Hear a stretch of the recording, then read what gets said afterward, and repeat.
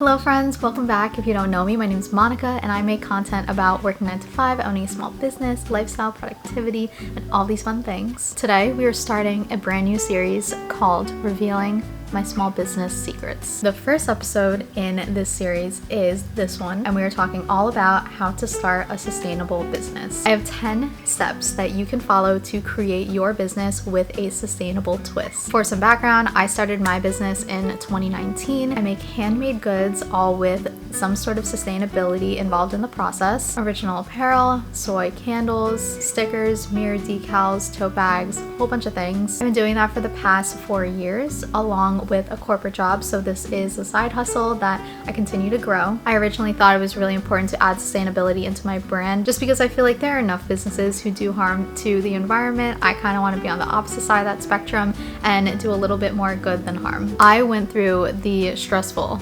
and time-consuming process of figuring out how to start this business on my own. The resources that I found to figure this all out were kind of spread out throughout a whole bunch of different platforms, and I thought I would just bring it all together into this one video. I hope you enjoy. First step to starting a sustainable small business is to define sustainability for your brand. Sustainability is subjective. There are a bunch of different ways you can be sustainable as a brand, including sourcing materials from sustainable suppliers, from local suppliers, sourcing them from scrap fabrics or recycled goods. There's sustainability in the sense of labor and employees. There's sustainability in the sense of shipping and packaging. Are you using recycled, biodegradable materials for those? Sustainability in brands ties in a lot with ethical practices that brands use, including labor and employees, along the supply chain, how people are being treated, and there's so many more categories of sustainability. No one can be perfect. There's not one brand that is perfectly 100% sustainable. And so for your particular brand, you want to try to define sustainability in your own terms and try to practice those sustainable practices as much as possible throughout every aspect of your brand. For myself, I source all of my materials from sustainable suppliers. I also use non-toxic products. All of my shipping is recyclable and biodegradable, and I am a mainly made-to-order brand. By being made to order, I can reduce waste significantly because I know that every single thing I make will already have a home because it's already been purchased. I will put some resources down below of more sustainable practices that you can choose from and decide what you want to prioritize. But this is definitely a really good first step in creating your business because it'll create a sort of guideline as to how you structure your business. Step number 2 is to decide on your product or service. If you're thinking about creating a sustainable business, you probably already have some sort of product or service in mind, but I think it's important to stick to 1 to 3 core products. This is because you don't want to start off with too much and overwhelm your customers, and you also kind of want to see what works. It could be dangerous to invest in a bunch of different products and have all of them flop except for one, because then you might end up with way too much inventory of stuff that people don't really want to buy. That creates a lot of waste, which isn't super sustainable. And so I would suggest whatever your product or service is, come up with 1 to 3 either variations of that one product or 3 whole products in and of itself, and have that be your core for your business. You can obviously add more products and more things to your shop afterwards, but I think this is a really good starting point so that you know what to focus on. For myself, I started with scrunchies. If you know from 2019, following my Instagram, I started with selling handmade scrunchies, and then I expanded that into selling apparel, and then expanded that into selling candles, and those I would consider are my core 3 products. Now each of them have a bunch of different variations within those 3 categories, and I have even more categories that I added on, but this is 4 years into the process, so I would definitely stick with 2 to 3, and then you can focus on growing later. Tip number 3 is decide on your target audience. Deciding on your target audience is a very important initial step because this will dictate every single other choice that you end up making after this step. You want to think about different demographics like age, socioeconomic status, gender identity, aesthetics, vibes, what part of the country they're based in, international customers. And if you are creating a sustainable business, you definitely want to target a sustainable group or a group that is somewhat interested in sustainable practices. Most sustainable goods are a little bit more expensive than the non-sustainable alternative, and so I think deciding on your target demographic is really important because it'll set expectations. You definitely want to cater your marketing and your products towards people who value your brand and the work you put into being sustainable.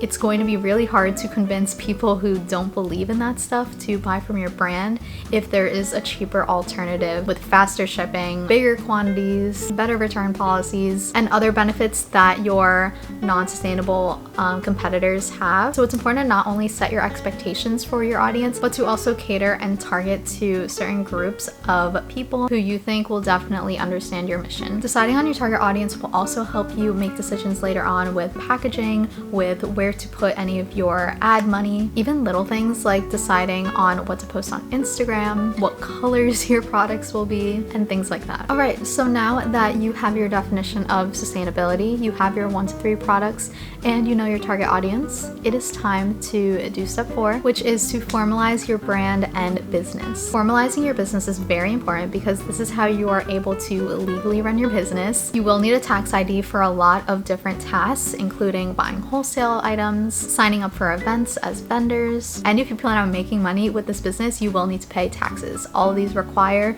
registering your business with the state. I am speaking for US businesses, by the way. I am unsure about international businesses. Here in the US, we have a bunch of different business entities, and you want to decide which one is the best for you. There's sole proprietor, there are LLCs, C corps, S corps, nonprofits. There are a whole bunch, and it's very overwhelming to look on your state's website and see all the different options and decide what's best for you. On top of that, you want to register for an EIN number, which is an employee identification number if you plan on having employees. You'll need to register an address and a name that's associated with the business, and each state has their own requirements. Here in New Jersey, that's what I needed to do, and I just need to submit all the documents to the local municipal building. But definitely go to your state's website and check out if they have any additional or altered requirements. All of this is very overwhelming, and when I was first looking into all of these businessy type things, it was really hard to learn everything I needed to learn in an efficient way. Even things like learning marketing, which I knew nothing about at the time, or how to create a website and which platform to choose for that. There are a whole lot of things that you need to learn when starting your business, and one thing that really helped me when I was starting my business was joining Skillshare. Skillshare is the sponsor for today's video, which is so exciting. If you haven't heard of Skillshare, they're an online learning community with tons of classes in so many different topics. There's photography, design, freelancing, entrepreneurship, productivity, and also career-focused topics like UI, UX design, graphic design, creative writing, and my personal favorite categories, the lifestyle and productivity videos. I personally really admire people who are able to balance a corporate job, a family life, a personal life, and also a side hustle, and I wanted to learn how they do that. Skillshare has a bunch of videos from experts who know how to live the best of both worlds. I am currently taking Ali Abdal's class. He is a doctor. He has this awesome class on Skillshare called Productivity Masterclass, Principles and Tools to Boost Your Productivity. The one class called The Myth, I Don't Have Time, literally changed my life and how I think about time and prioritizing things in my life. Going back to starting your business, there's this really amazing class called Start a Business and Refine Your Branding. There's so many different classes within this category. My favorite from this list is by Rebecca Minkoff, which is so cool. Her class is called Build Your Business and Brand, Translating Your Passion into a Plan. Like, just reading that title itself makes me motivated to go and do things. I love that this is self-paced learning and I can pick up any part of the class whenever I have time to do it. All the teachers I've had are really amazing and really qualified to be speaking on whatever topic they're discussing. And although I knew Skillshare as a place to learn a lot of creative type things, honestly, it's where I learned to do product photography, online branding, how to start my Etsy shop, and things like that. It's also a great platform to build your career and expand your career. So as I looked at videos in those two categories, I also found that there's like so much more on Skillshare that I haven't even touched yet. When starting your small business, you definitely want to have an open mind and learn as much as possible. That's how you're going to be the best business owner you can be. So Skillshare will be your best friend and help you learn everything you need to and more. Some things I personally learned from Skillshare are how to enhance my Etsy shop, product photography, marketing, especially on social media, which I was initially very bad at. All of those things helped me build my brand and grow my business. and also help me share those things with you. And I would love for you all to learn and grow with me through Skillshare. So if you would like to join Skillshare, you can use my link in the description. The first 1,000 people to sign up will get 1 month free of Skillshare. Thank you again to Skillshare for sponsoring today's video. Now let's move on to the next step. Okay, step 5. Now that we have registered our business and we are a legal entity, we need to do a whole bunch of research. Now, as a sustainable business, we will need to do more research than other businesses because it's important to know exactly where everything comes from, how everything is made in order to claim to be a sustainable business. If you plan on starting a handmade goods brand, it's important to know that your suppliers who are giving you your raw materials are sourcing all their materials from ethical or sustainable places. For example, if you want to be a locally sourced business, you should get everything within your state or within your neighborhood. If you'll need to source raw materials from bigger manufacturers, it's important to do your research, call them up, look on their website, and know exactly where they are getting the materials, how they plan on shipping it to you. Here's one example. When I source my fabric for original apparel, I look for different certifications like OECOTEX certified, organic, Supima cotton, made in the USA, because a lot of times things that are made in the USA, I can say are locally sourced, and also they're usually more ethical than international companies. If you're getting products completely fully pre-made, it's important to work with suppliers on the design process, letting them know that you want to emphasize low waste, non-toxic materials, and avoid overproduction. Along with researching suppliers, manufacturers, raw materials, and things of that sort, you should also research your studio space. If you plan on keeping all of your inventory in your home or some sort of studio space, you'll want to make sure that the logistics of that work out and you have enough space to keep everything. For myself, my crafting room is my studio space. So I keep everything here, and I need to make sure that all the products that I have are safe to keep in a home. First of all, I have enough space to keep the inventory, and while everything isn't in a customer's hands, it's being safely stored. Researching all of these things will also help you in the next step, step 6, which is to figure out your finances. Before we even start selling, it's really important to crack down on the numbers and make sure that you have everything you need in order to make a profit, or at the very least, break even in the beginning. Now that you have your set product and suppliers, you should know generally how much it'll cost you to get a product in a consumer's hands. Based on that cost, you should decide on a price point that you want to sell your products at, while also calculating in any sort of overhead, any subscriptions you'll need, shipping costs, business card costs, any freebies you want to give, just little things like that.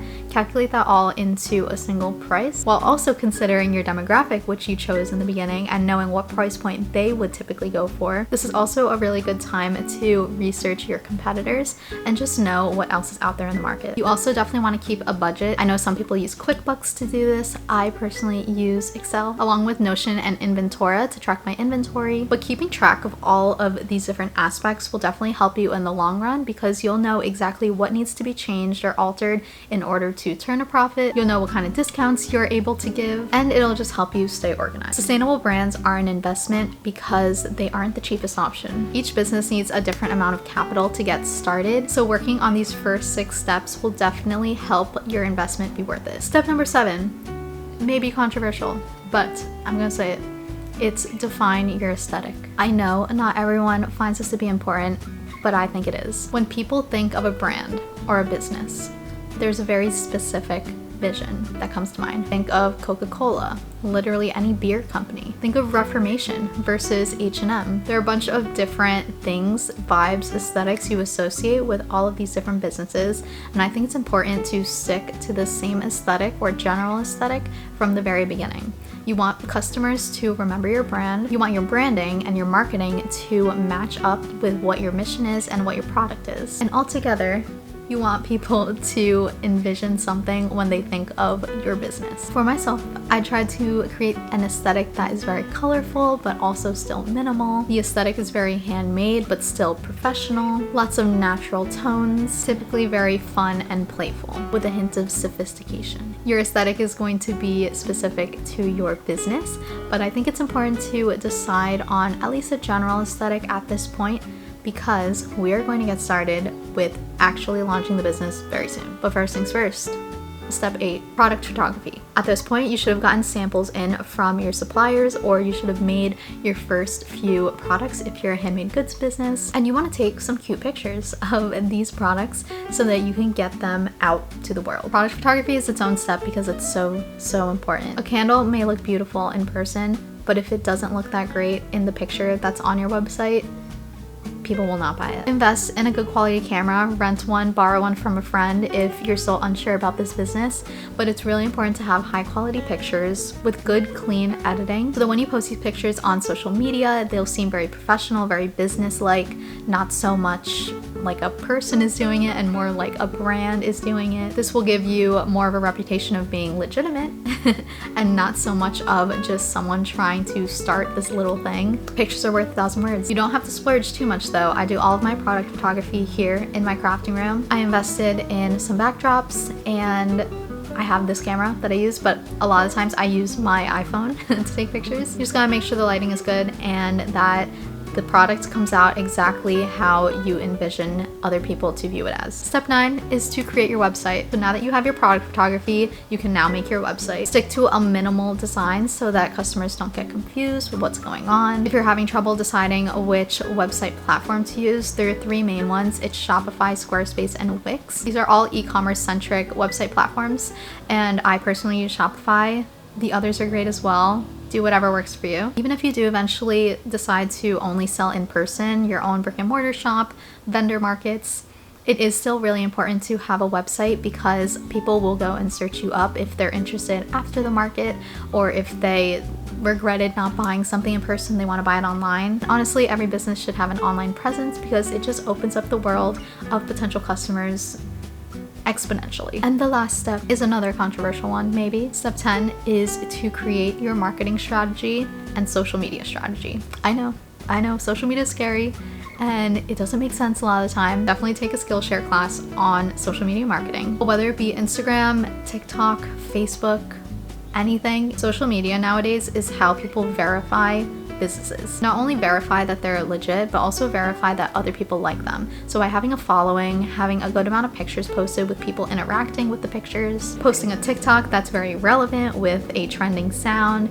but with your product in the forefront of the TikTok, that will definitely make your small business stand out against others. By the time you launch your business or your brand or your website, you want to know that people are already following you on social media and are excited for launch day. Otherwise, people won't know that your business exists and that you have all these amazing sustainable products to offer. And after you have all those things, you're ready to launch your business. Thank you so much for watching. If you have any questions about any of these 10 steps, leave them in the comments. I will do even more videos within this series elaborating on each of these steps and all the details associated with making a sustainable business or brand. Thank you for watching. Remember to check out Skillshare.